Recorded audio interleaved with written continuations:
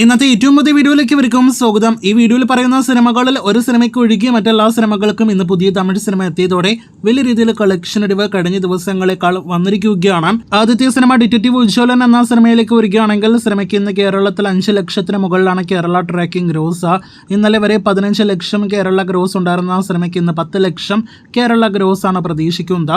ഇന്നത്തോടെ സിനിമയുടെ കേരള ഗ്രോസ് 4 കോടി 30 ലക്ഷം പിന്നിടുന്നതാണ്. അടുത്തത് ധ്യാൻ കൂടി അഭിനയിച്ച ദിലീപ് നായകനെത്തിയ Prince and Family Kerala tracking gross ആണ്. ഒരു മാസം തിയേറ്ററുകളിൽ പിന്നിടാനായിട്ട് ഒരുങ്ങുന്ന ദിലീപ് സിനിമയ്ക്ക് ഇന്ന് കാര്യമായ കളക്ഷൻ ഇടിവ് സംഭവിച്ചിട്ടുണ്ട്. ഇന്ന് 4 ലക്ഷത്തിൽ താഴെ കേരള ട്രാക്കിംഗ് ഗ്രോസ് വന്ന സിനിമയ്ക്ക് ഇന്ന് 8 ലക്ഷത്തോളം കേരള ഗ്രോസ് ആണ് പ്രതീക്ഷിക്കുന്നത്. സിനിമയുടെ ആകെ കേരള ഗ്രോസ് ഇന്നത്തോടെ 16 കോടി 65 ലക്ഷത്തിനടുത്തേക്ക് എത്തപ്പെടുന്നതാണ്.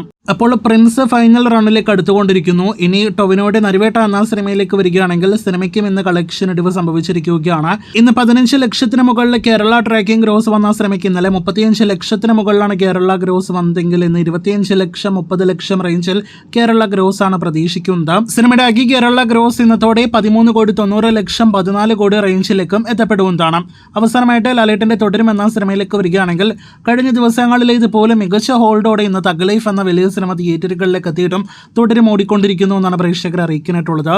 ഇന്നലെ ഇതേ സമയം 1 ലക്ഷത്തിന് മുകളിലാണെങ്കിൽ ഇന്നും 1 ലക്ഷത്തിന് മുകളിലാണ് ലാലേട്ടന്റെ OTT വരെ റിലീസ് ചെയ്തിട്ട് ഒരാഴ്ച പിന്നിട്ട തുടരും സിനിമയുടെ കേരള ട്രാക്കിംഗ് ഗ്രോസ്. അപ്പോൾ ലാലേട്ടൻ സിനിമയുടെ OTT റിലീസിന് ശേഷമുള്ള ഒരു ഹോൾഡ് ഏത് ലെവലാണ്, ഇപ്പോഴും സിനിമ എത്രത്തോളം ആളുകൾ കാണുന്നുവെന്ന് ഈ റിപ്പോർട്ടിൽ നിന്ന് വ്യക്തമാകുന്നു.